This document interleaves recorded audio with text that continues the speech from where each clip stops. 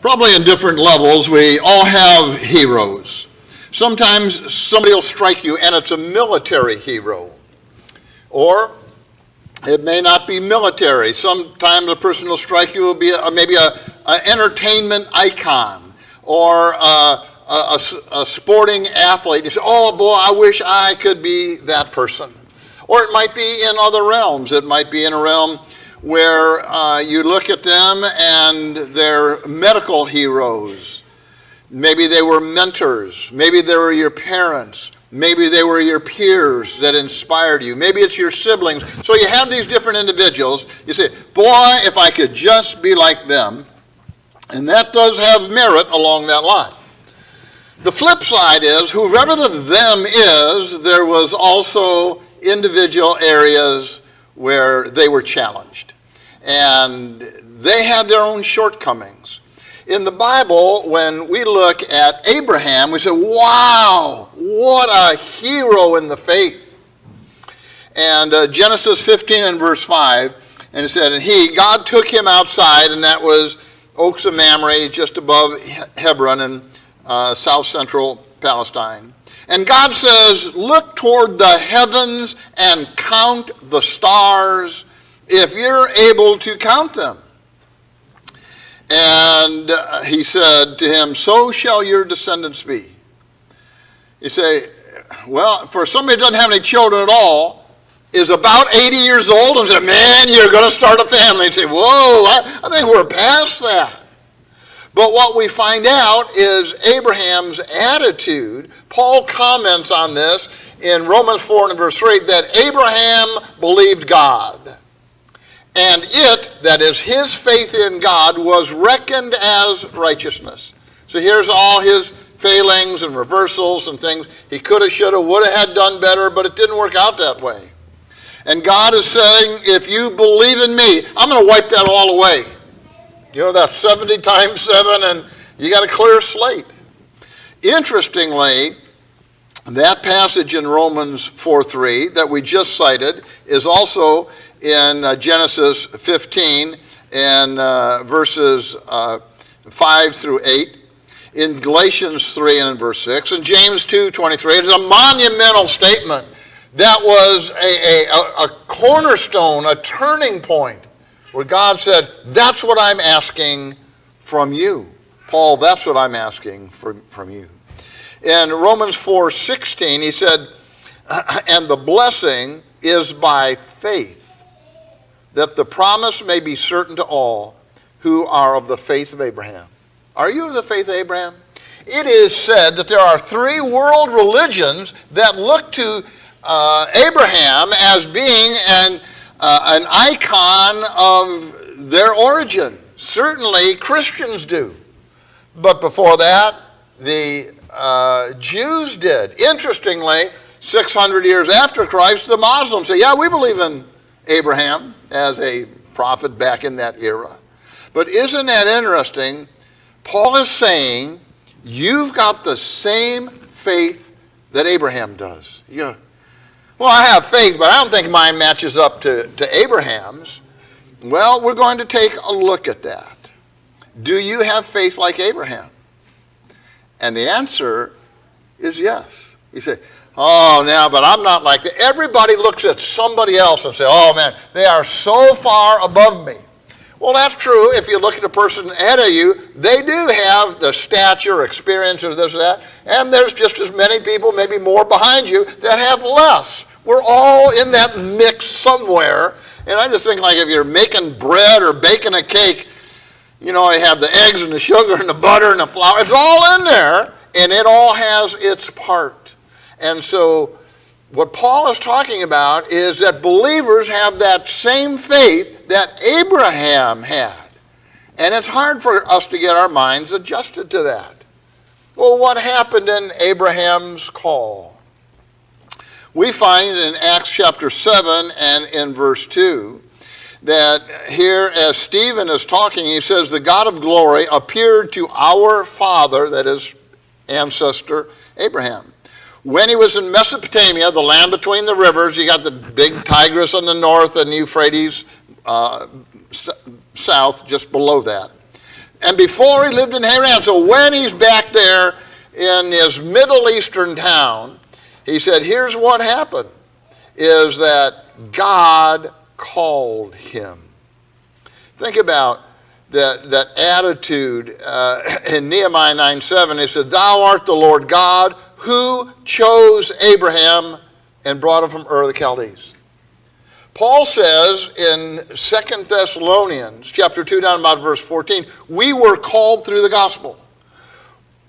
I'm not talking about geographically, but we are all someplace different than we are now. That we were maybe raised in a fine Christian family, or others, oh man, was a disaster, or dysfunctional, or in between, or pretty good, or not so good. Everybody was called from someplace different. God says, I want you.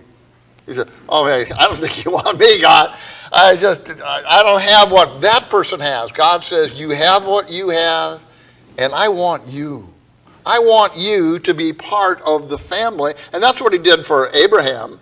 And so in Genesis 11, down verse 31, and Terah, Abraham's dad, took Abram his son, and Lot, that is, the son of his son, so it makes it Terah's grandson. And Terah took Sarai, his daughter-in-law, that is Abraham's wife. And they went out together from Ur the Chaldees in order to enter into the land of Canaan, and they went as far as Haran. This is not exactly, but they got halfway there and stopped. And the patriarch of the family said, okay, we're here. Where? Where it is, and we're halfway there, and I think it's all good. And so they all hang out there, I'll say, for 5 years, and Abraham's brother dies, Haran. But think about this. We're not talking about after he got into Palestine and God said, look at the skies. When he's just taken out of Ur the Chaldees, and it's just estimated, he's 70 years old. So figure this.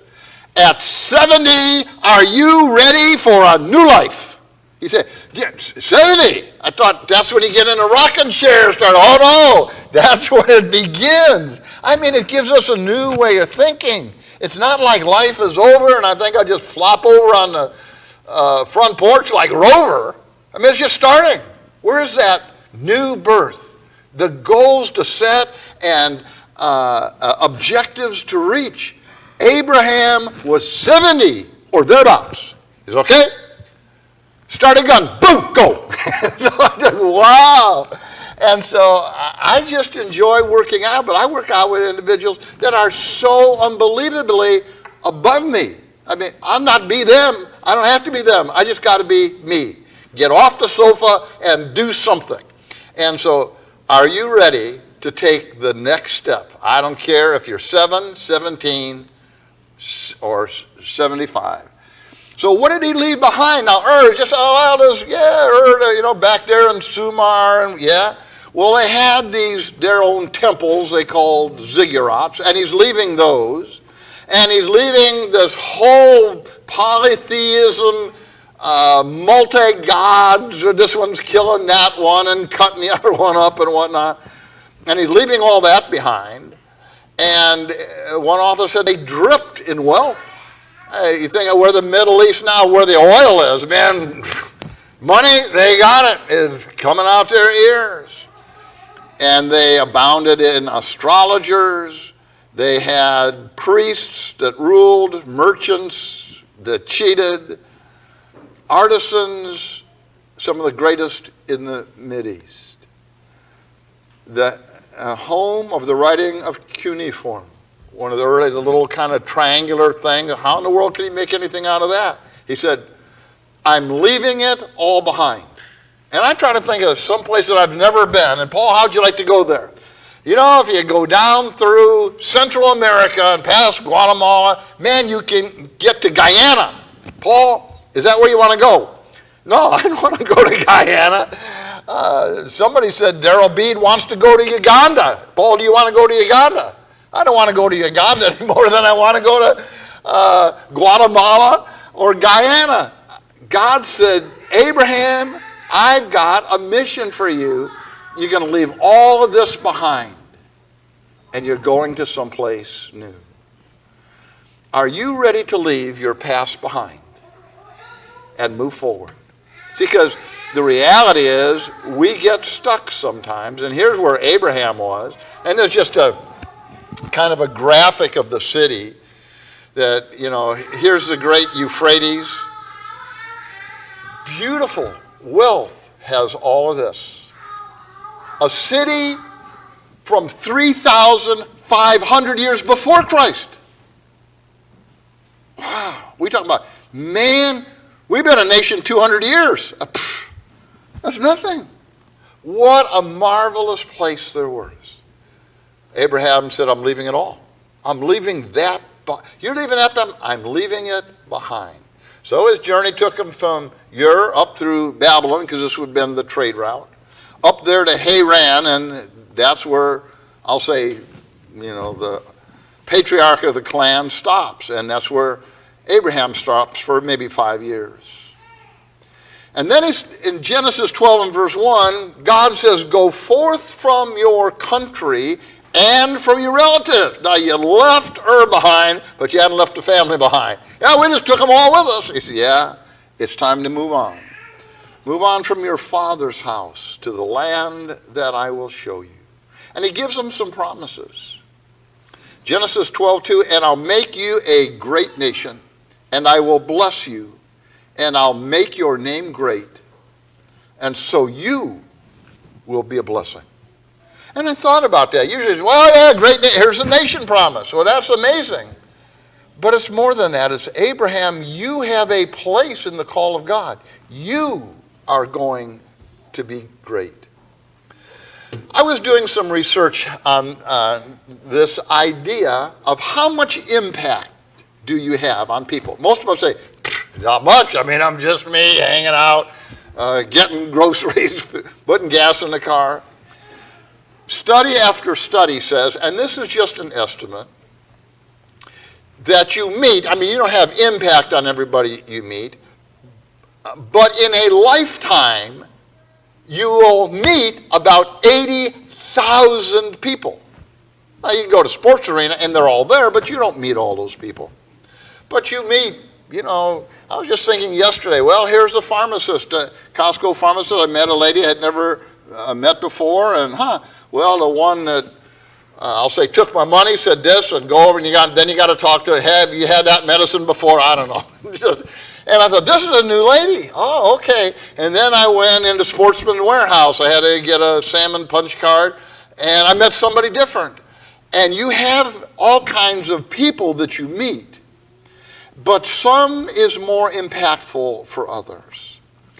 And I said, in a lifetime, and so I just chose some amount. If 0.04 times 80,000, that is 4% of everybody that you ever meet, if you have some notable impact on them, that is 3,200 people you impact.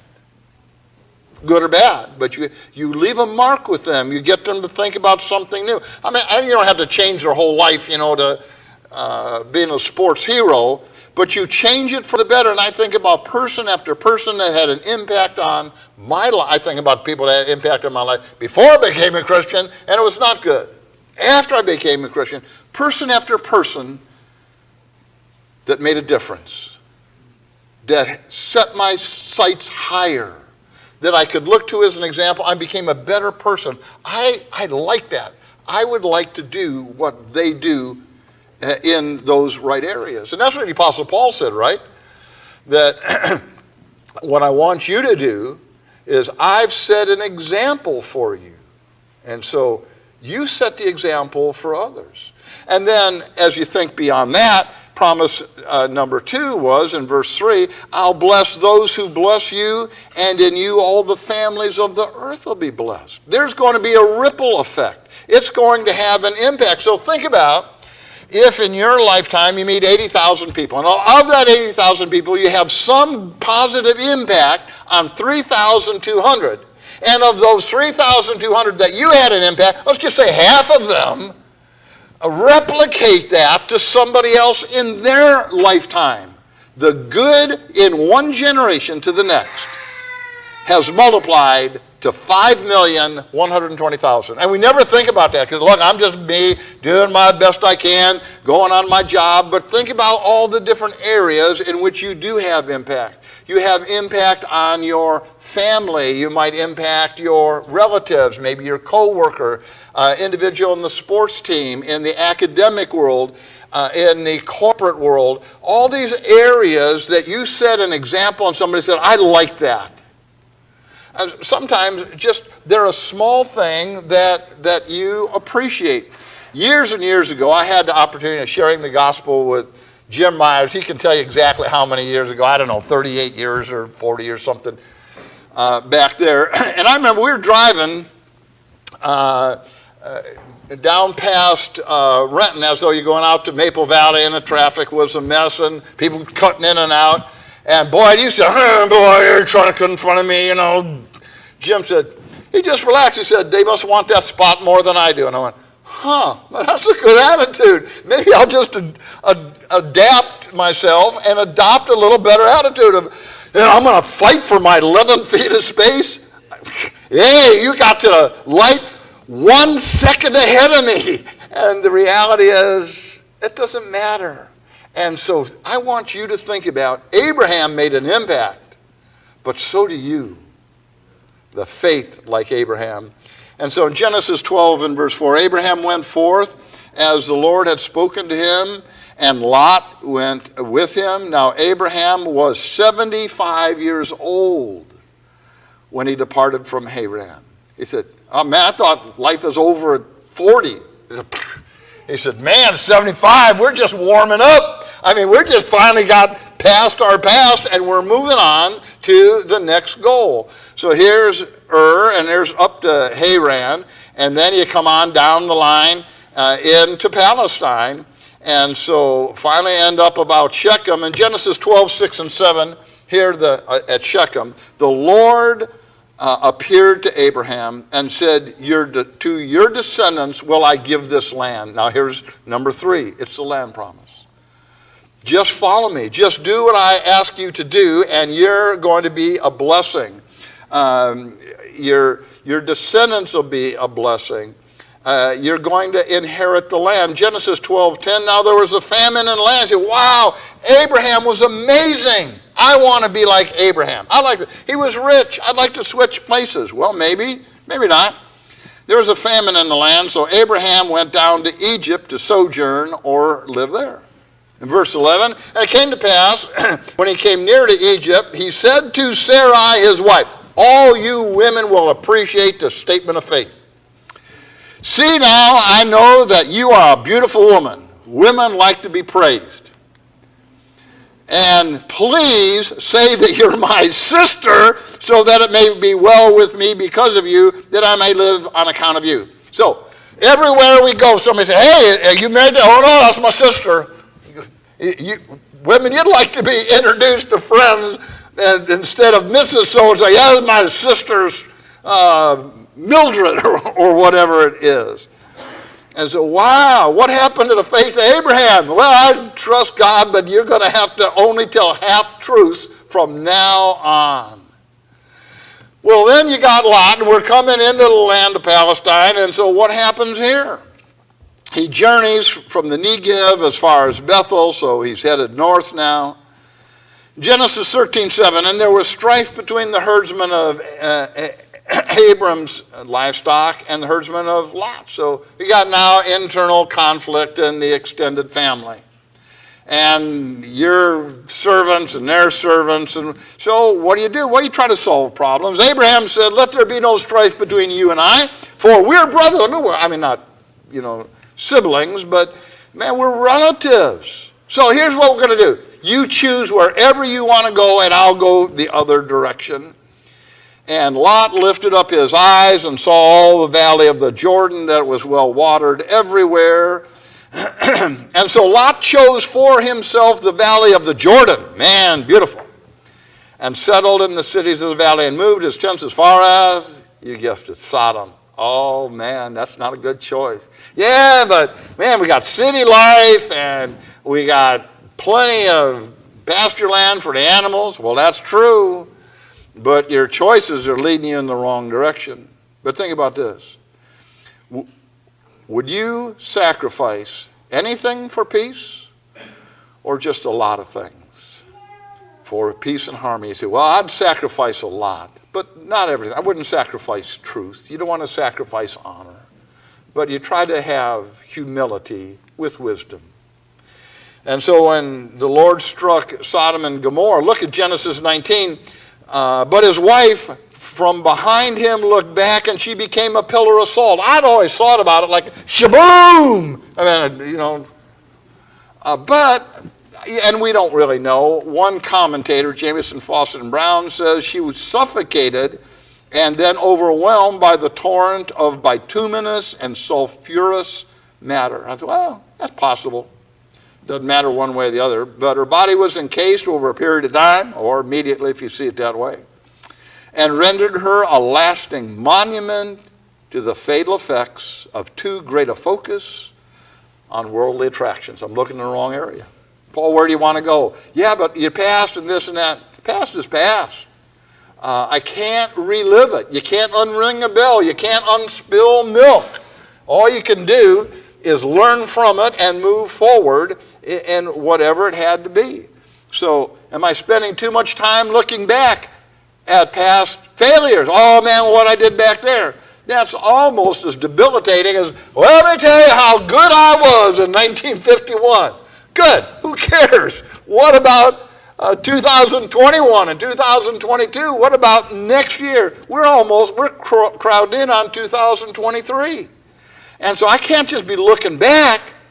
We talked about, we're driving to church this morning.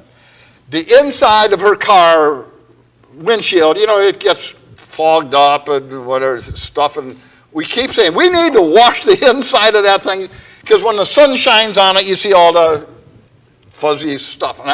And she said, we need to choose a new route to come to church, that is, so the sunshine doesn't shine on the windshield. I said, look, I got a better plan.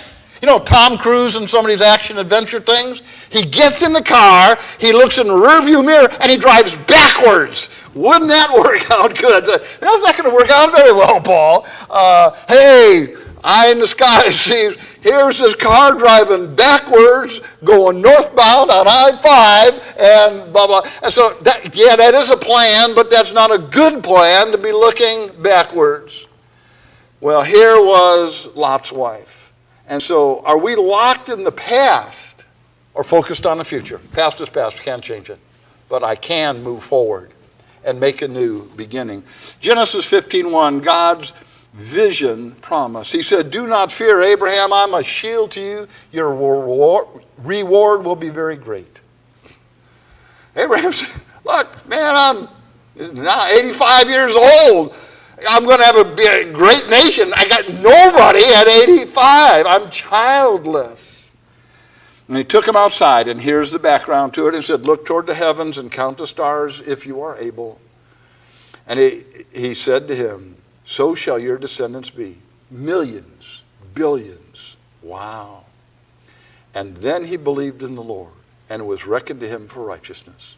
We're just trusting God. God, whatever you say, it'll be well, and I'm going to trust you. Just a couple more thoughts, because Abraham is 85 years old, no children, and he said, up in my own words, says, you say have billions? I'll buy into it. What next? So Christian, man, you 70, 75, you're just warming up. You said, I'm wore out. Said, oh, no, man. We just get them boilers going and get up a full head of steam. And so he made some other choices. In 16:1, Sarai, his wife, had borne him no children. And she had an Egyptian maid whose name was Hagar. So what did they do? She said, I got no babies, so hey, I'll tell you what, why don't you marry Hagar as kind of a secondary wife, and then whatever kid she has, will count as mine. Yeah, well, what a plan that is. They lived in Canaan for 10 years, had no kids. She gives her maid Hagar to Abraham as a secondary wife, except that, although it was Sarah's idea, it doesn't go well because of jealousy and lack of respect and all this and that. And so what happens there? Well, now you've got more problems. Abraham listens to his wife, takes her advice, and the maid despises Sarah, and it's Abraham's fault. So there you go. Wait a minute, I thought it was all going to work out well. It's going to be fine. It's not fine. Well, Sarah, you're the one that suggested, yeah, but you still didn't make it work out right. Well, was that a good plan? No, it really wasn't the greatest plan in the world. And so I like to talk about sometime how Abraham's faith met the law of unintended consequences. You didn't think I'm going to turn out that way. What if you thought about what could go wrong if you go that way? You say, well, it sounds like a good idea at the moment. That's right. But some of those things do not hold up well. So it was just inconsistent. He was up, he was down, good choices, bad choices, telling half-truths, totally faithful, trust God. Then what happens? Genesis 20, verse 1. He traveled to the Negev, settled in the city of Gerar. Abraham told the people that Sarah was his sister again. And when King Abimelech heard this, Abimelech wanted Sarah, so he sent some of his servants to take her. And one night God spoke to Abimelech and said, you will die, for that woman you took is married. And he says, wait a minute, I've not slept with her. I'm not guilty. And so, Abraham, why'd you do such a thing? Abraham thought, no one in this place respects God. I thought someone will kill me to get Sarah, and she is my wife, but she's also my sister. God led me away from my father's house, and I told Sarah, do something for me. Wherever we go, you tell people you're my sister. Oh, please, are you telling me?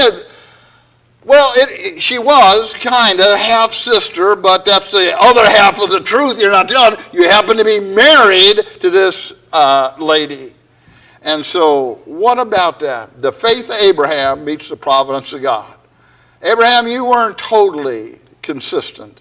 And then as we wrap up in Genesis 22:2, he says, take your son, your only son, whom you love. It's not doing, man, trying to get rid of this kid anyhow. We might as well sacrifice him while we got the chance.